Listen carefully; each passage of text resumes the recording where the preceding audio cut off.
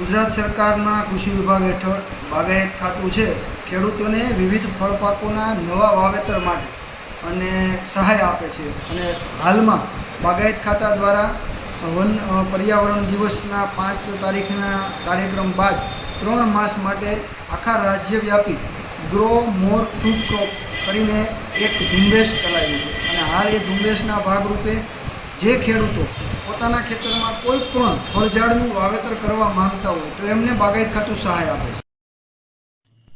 બાગાયત વિભાગ દ્વારા ખારેકના પાકમાં પણ સબસિડી યોજના ચાલુ કરવામાં આવી છે। ગુજરાત સરકાર દ્વારા ખારેકના પાકને લઈને પર પ્લાન્ટ એટલે કે રોપા દીઠ સહાય જાહેર કરવામાં આવી છે। ખારેકનો પાક છે એ પણ ખૂબ આશાસ્પદ પાક છે। ખાસ કરીને એમાં ટિશ્યુ કલ્ચર રોપા ખૂબ મોંઘા હોય છે। જે ખેડૂતને ઇનિશિયલ ખર્ચ થાય એને પહોંચી વળે એના માટે બાગાયત ખાતા મારફત રાજ્ય સરકાર ખેડૂતોને પ્રોત્સાહક સહાય આપે છે। જેમાં ટિશ્યુ કલ્ચર ખારેકના રોપાની ખરીદી છે એમાં 3500 રૂપિયા પર પ્લાન્ટના યુનિટ કોસ્ટને ધ્યાને રાખી અને એક છોડના 1750 રૂપિયા લેખે હેક્ટરે અંદાજિત 2,18,000 રૂપિયા જેવી માતબર રકમની સહાય ખેડૂતોને આપણે આપતા હોઈએ છીએ। અને ખેડૂતો એનો લાભ પણ ખૂબ સારા પ્રમાણમાં રહે છે। જેના લીધે છેલ્લા 4-5 વર્ષનું સિનારીઓ આપણે જોઈએ તો ખારેકનો મુખ્ય પાક આમ તો કચ્છ જિલ્લાનો છે।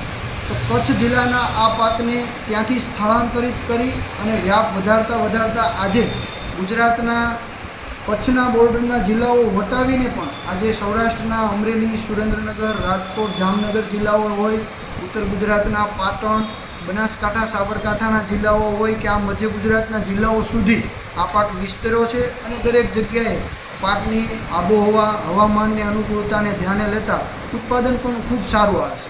જેથી બીજા ખેડૂતો પણ આ પાક તરફ આકર્ષાયા છે। અને દર વર્ષે અમારે અમરેલી જિલ્લામાં 8-10 ખેડૂતોની ડિમાન્ડ હોય છે અને આપણે ખેડૂતોને સહાય પણ આપતા હોઈએ છીએ, જેથી કરીને ખેડૂત મિત્રો પોતાના ખેતીમાં નફાકારક ખેતી તરફ આગળ વધી શકે।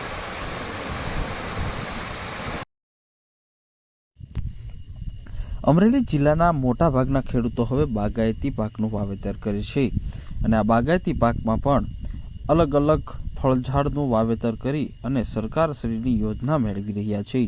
બાગાયત વિભાગ દ્વારા હાલ ખારેકના પાકને લઈને પર પ્લાન્ટે સહાયની જાહેરાત પણ કરી છે અને હાલ અનેક ખેડૂતો આ સહાય લઈ રહ્યા છે।